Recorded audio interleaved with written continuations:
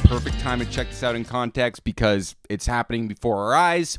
And literally, this move here off of that November low, this is textbook, right? This is a textbook 5-wave impulse that's indicative of a primary trend being in the upward direction. So quickly to review, Elliott wave, it's something that moves in groups of 5 and groups of 3, right? So the direction in which the 5 waves are moving is indicative of the primary trend. The direction of the 3 waves is indicative of the corrective trend, right? So if you can identify 5 waves in any direction, then you can tell that that's very likely the primary trend. So obviously in the context of Bitcoin, primary trend is to the upside if this is in fact a 5-wave impulse. And here's why it's almost certainly a 5-wave impulse. It's the divergence, right? It's the divergence between wave 3 and 5. So RSI divergence is a very complex topic, right? Some people will tell you that this divergence here is indicative of weakness in the trend. Other people will literally say that this is what you call, quote unquote, hidden bullish divergence. Now, guess what? I can actually reconcile all this because I understand exactly why somebody would call this hidden bullish divergence, meaning that the RSI moves down while the price moves up, and that's somehow bullish.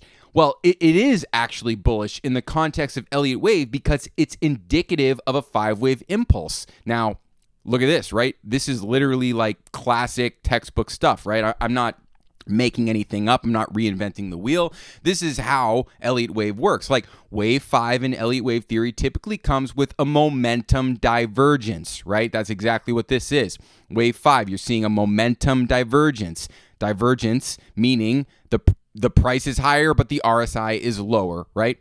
In a bullish market, this means price makes a higher high while momentum makes a lower high. So that's exactly what we see here. So this sort of now puts into context the idea of hidden bullish divergence. It's because when you're using the RSI as an indicator, you have to consider that there's a finite amount that the RSI can go before it's forced to turn around, right? So in a more basic sense, you could just think of it as an oscillator, right? When the oscillator reaches the highest point in one direction, it's got to move to the other direction, right?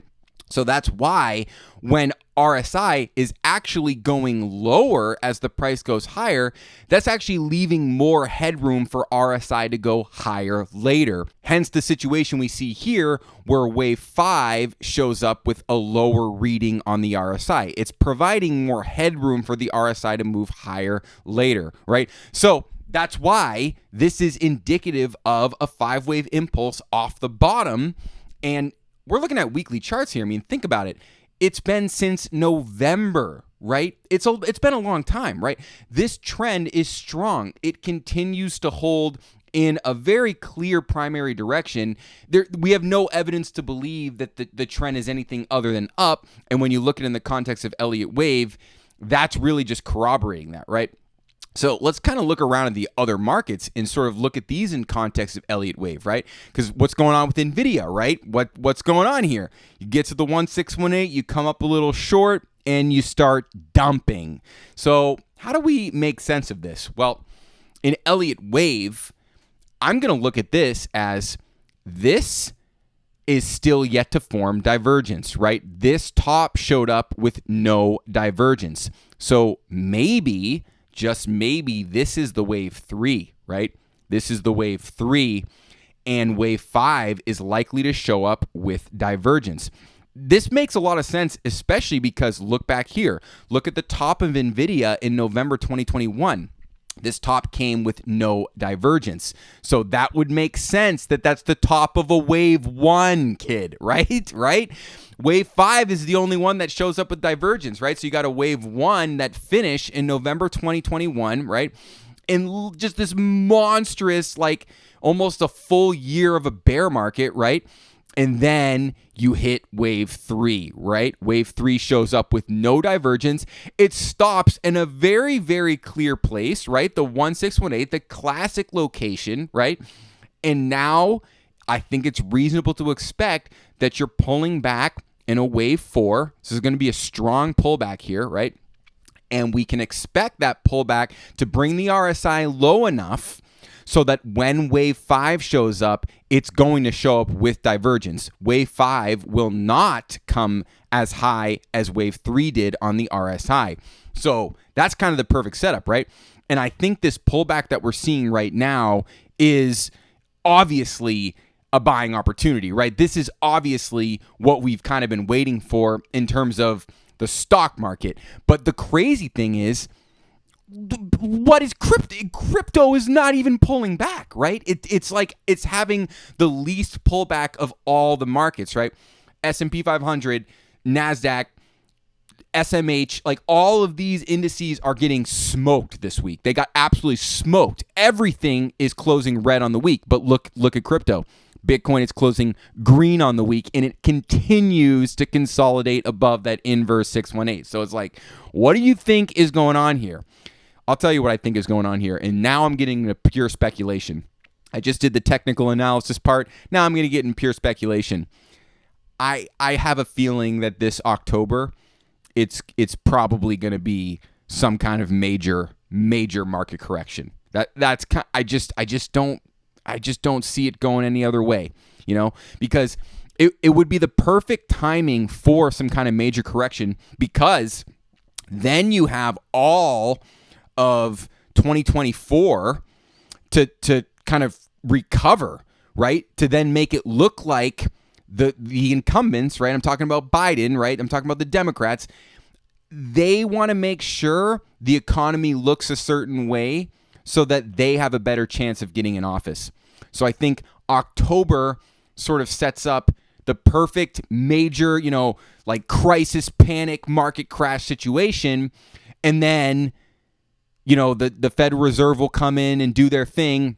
They'll probably lower interest rates, right, at that point, and that's what everyone really wants, right?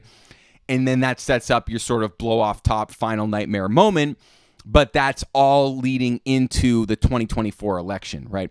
So that's pure speculation. That's pure tinfoil hat stuff. I don't know, but even, all that aside, I obviously can't read that far into the future, but I think the simplest way to look at it here is that the moves that we're seeing right now emerging in the stock market, these wave 3 moves, they're in their wave 4 right now, and I think wave 5 could probably end sometime around October or November. That's basically the way I think about it. So, yeah, I kind of expect September and at least the first half of October to be a pretty bullish time. That could be the time where crypto does pretty big performance here. And I think this move here is sort of just, it's foreshadowing that crypto is setting up a potentially a big wave 3, right? Because this is all a wave 1. So this is going to be part of a wave 3 coming up here. And yeah, that does imply that a wave 5 could emerge later and potentially knock out this all-time high of Bitcoin. I think that's possible. And I think you're starting to see divergence emerge here between Bitcoin and the other markets, where Bitcoin is kind of setting up a more long-term bullish trend, where the stock market is sort of setting up something more shorter-term trend, because it's already in, a macro wave 3, right? So the only thing that's left is a wave 5, right? Versus with Bitcoin, you're clearly in a wave 1 off the bottom. So you still have 2 more bullish waves coming up. You have wave 3 and you have wave 5. I don't think that's necessarily the case in a lot of the stock market. I mean, definitely not the case in NVIDIA, right?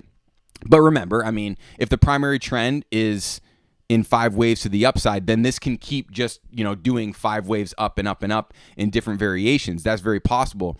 And then kind of when you consider, like, just look at the S&P 500, it hasn't broken new all-time highs yet, right?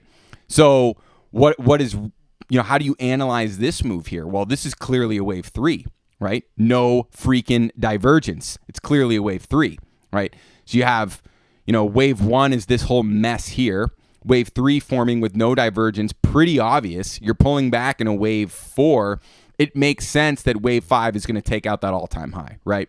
Especially, it's the RSI. That's why the RSI is a really, really great tool. It can show you where a wave 3 is and where a wave 5 is. So it would make sense that this pullback is not over. This pullback could probably go a bit deeper because the RSI should likely go deeper so that it can set up an opportunity for divergence, right? And just kind of look back, right? That's exactly what we see here, right? Look at this divergence, right? See this top, and then the higher high forms, but the lower high forms on the RSI, and then you have this massive correction.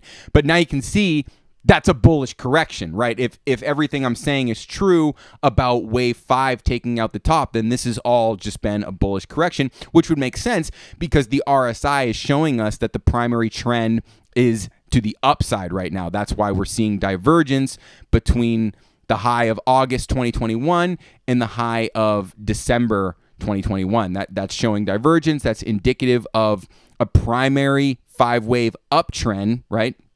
And so this becomes a this becomes a correction, right? This is not the primary move. This is the correction against that primary trend, right? So now the trend is picking back up. The primary trend is picking back up. And within that move off the bottom here, you have a clear, at least the first 3 waves pretty clearly complete, right? This mess is wave 1. This strong move, very classic wave 3. You know, wave 3 is typically one of the most powerful moves in the trend, usually the most powerful move in the trend, and it's formed with no divergence. So you have all the criteria of a textbook wave 3 right here. And then that, you know, if it continues bullish, that would mean that all of this move, this whole move off the October bottom that's likely to take out this high, that's all a wave 1, right? So that's how that works. This is Elliott wave stuff. So hopefully that makes sense. That's really all I got for you. Primary trend is up. You know, it's that simple. So go on.